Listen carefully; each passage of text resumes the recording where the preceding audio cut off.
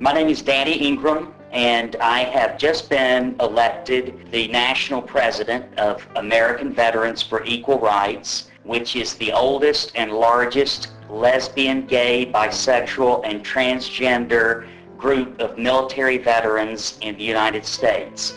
And our primary mission at this time is to lift the ban against LGBT service members, and we're also working to make sure that our soldiers returning from Iraq and Afghanistan get all the benefits that they have been promised. Somewhere on the other side of the world, in a remote mountain valley, an American soldier falls wounded from an attack from a militant, and that soldier starts to cry out for the medic. The sad thing is that that medic is not coming because that medic was gay and was kicked out of the military. That's where the rubber hits the road with the ban against LGBT service members. An American soldier should never die on the battlefield because the medic who could have saved his or her life was kicked out of the military for loving the wrong person. The United States military is the best trained, most powerful, and most disciplined military force in the history of this planet.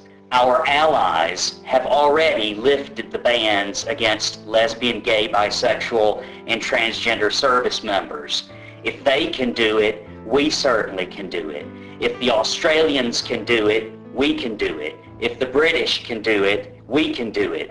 If the French, the Italians, the Israelis, and Canadians can do it, we can do it. Saying that our soldiers cannot handle this change is an insult to all of our service members. The military itself does not believe that having openly gay, lesbian, bisexual, and transgender service members damage the morale or hurt the mission of the units. When someone is discovered to be gay or comes out and they are serving overseas, the military does not discharge them immediately. They wait until the unit comes back from overseas before they discharge the gay service member. That proves in itself that they don't believe that having openly gay service members damage morale. If they did believe that, then they would get those soldiers out of the units immediately. What they know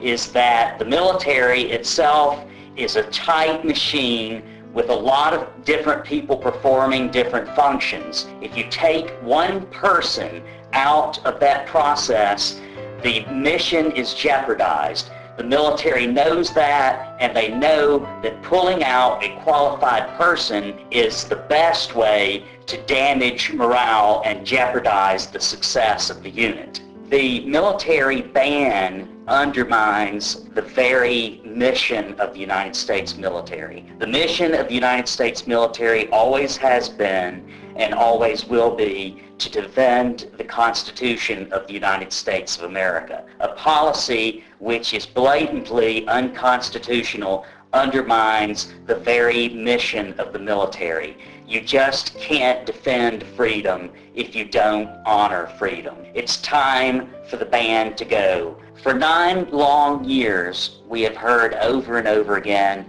support the troops, support the troops, support the troops. Congress, it is time to support the troops. It is time to lift the ban. Mr. President, with all due respect, it is time to give the troops what they need to succeed. It is time to lift this ban.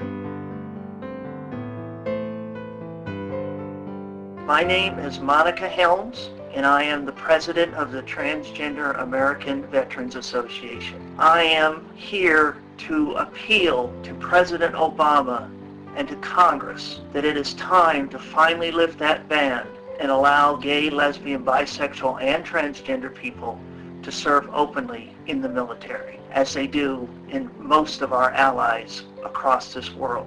Daily on the news, I see all these figures on how many more troops we have to send over to Afghanistan in order to stabilize the region. Constantly, it has been told that we have to have more troops, more troops, more troops, more troops. Well, you have kicked out 13,000 gay, lesbian, bisexual, and transgender patriots who want to serve this country. That's enough to man an entire base. That's a whole division. That's more than enough people that you need to send over there to help stabilize that region. If nearly 80% of this country says that we should be lifting the ban, then how come Congress is not listening to those constituents? That's a lot of Congress people.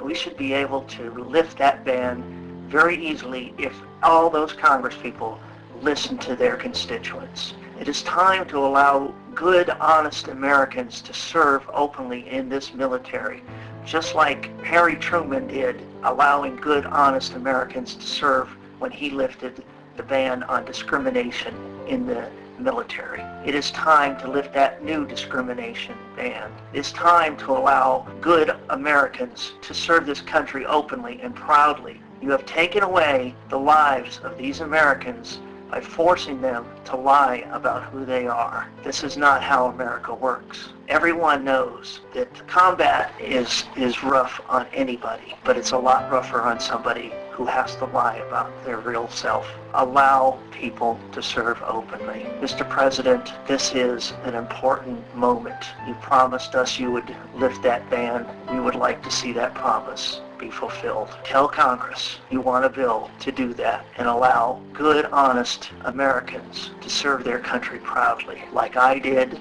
like my father did, like my brother did, like my grandfather did, and like my son did. We all serve proudly.